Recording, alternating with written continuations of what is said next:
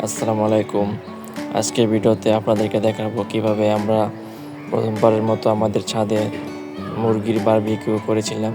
তো প্রথমে এখানে একটা আলনা ছিল, যেটার প্রথম রডের একটা অংশ আমরা ভেঙে নিয়ে সেটাকে আমরা বারবিকিউ বানানোর জন্য রেডি করি। তারপর আমরা সবাই ছাদে চলে আসি।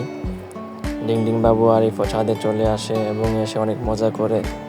তো এখন এখানে আমার বোন জামাই বারবিকিউ করার জন্য কয়লাগুলো রেডি করছে, আর ডিং বাবু ডিং করছে। তো কয়লাগুলোতে একটু কেরোসিন ঢেলে দিয়ে তারপর কয়লাগুলোতে আগুন জ্বালিয়ে নেওয়া হলো। তো কয়লাগুলো জ্বলতে অনেক সময় লেগেছিল, আর আগুন একবার জ্বলার পর নিভাতে অনেক সময় লাগছিল। আর ডিং বাবু অনেক মজা করছে। তো এটা হচ্ছে আমাদের বারবিকিউর জন্য মুরগিতে বিভিন্ন মশলা মাখিয়ে নেওয়া হচ্ছে এবং এখন বারবিকিউ কালার মাখানো হচ্ছে। আর এখানে কয়লাগুলো আগুন ভালোভাবে জ্বলা শুরু করেছে। এটা হচ্ছে আমাদের বারবিকিউর মুরগি। তো আগুন সম্পূর্ণ জ্বলার পর এখন অপেক্ষা শুধু আগুন নেবার।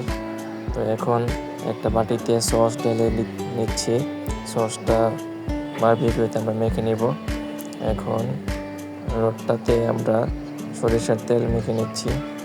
এটা হচ্ছে বারবিকিউর জন্য আগুন, আর এই রডটার উপরে আমরা চিকেনগুলো রাখবো। তো আগুন সম্পূর্ণ জ্বলার পরে এখন ফু দিয়ে নেবানো হয়েছে। অনেক কষ্ট করে নেবাতে হয়েছে, আগুন নিভতেই যাচ্ছিল না। তারপর আমি রডটার উপরে বারবিকিউর জন্য চিকেনের টুকরোগুলো দিয়ে দিলাম। তো চিকেনের টুকরোগুলো দেওয়ার পর আমরা প্রায় 1 ঘন্টার মতো অপেক্ষা করেছি। তো এখানে ডিংনি বাবু অনেক খুশি চিকেন বারবিকিউ খাবে। তো এটা হচ্ছে আমাদের বারবিকিউ, যেখানে চিকেনগুলি রেডি হচ্ছে। আর সময় আমার বোন জামাই চিকেনগুলোর উপরে সরিষার তেল ও সস মেখে দিচ্ছে, যাতে উভয় পাশে ভালো করে সেদ্ধ হয় এবং মশলাগুলো সসটা চিকেনের ভিতরে গিয়ে পৌঁছায়। তো এটা হচ্ছে আমাদের বারবিকিউর ফাইনাল লুক। দেখুন কত ভালোভাবে রান্না হয়েছে বারবিকিউটা। তো এখানে দেখুন বারবিকিউর মশলা ও সসটা অনেক চকচক করতেছে, একদম হোটেলের মতো, কিন্তু হোমমেড বারবিকিউ।